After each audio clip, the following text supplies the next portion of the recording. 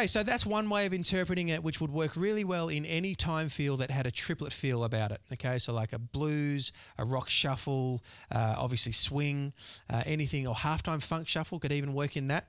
Let's now have a look at something that would work in like a straight rock context. Okay, so we're now going to use a 16th note phrase. This time it's only 2 bars long. Okay, and the rhythm is this: 1, 2, 3, 4.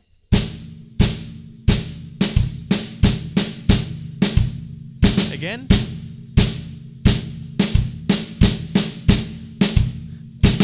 Okay, you got 4E at the end there.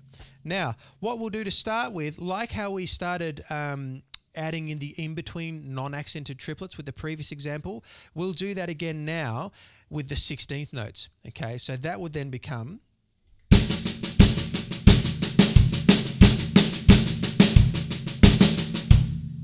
Okay, 1E and a 2E and a 3E and a 4E and a 1E and 2E and a 3, 4E. All right, so an easy thing to remember is if you're ever playing on the downbeat or the in-between 8th note, it's going to land on the right hand.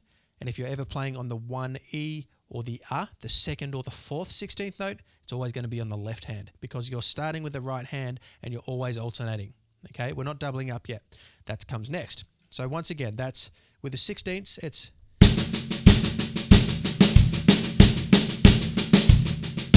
or slower.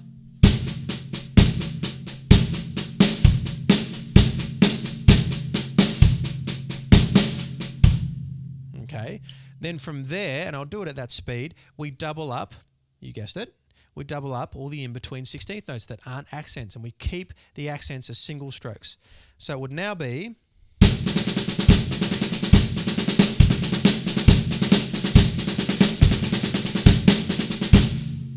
Okay.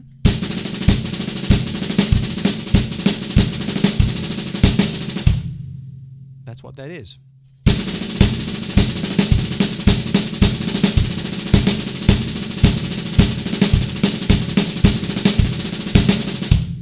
Okay, and then from there, we put all the right-hand accents on floor tom, left on first tom. I mean, you could put it anywhere, but that's just, you know, that's just an easy way to start out. You could go...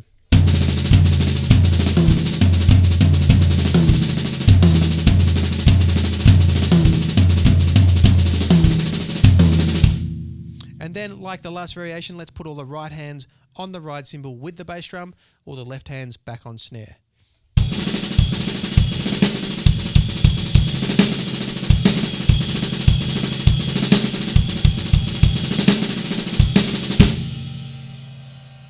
Okay, so once again, the reason we're doing this is because we want to train our eyes and our brain to be able to read simple rhythms like we might read on a drum chart, but play a more complex and involved version of that rhythm.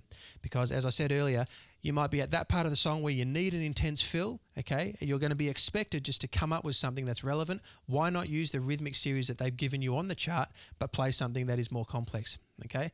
So have fun with that. Eventually you want to get to the point where you don't need to write this stuff out, you know, write all the variations with the in-between triplets and the in-between rolls and all that, but certainly do that if that helps at the start. Usually it does help if you can actually see what's going on.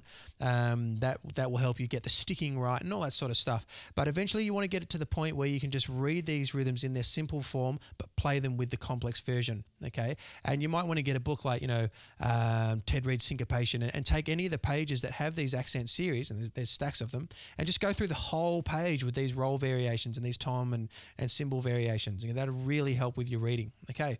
So have fun with your rhythm expanding.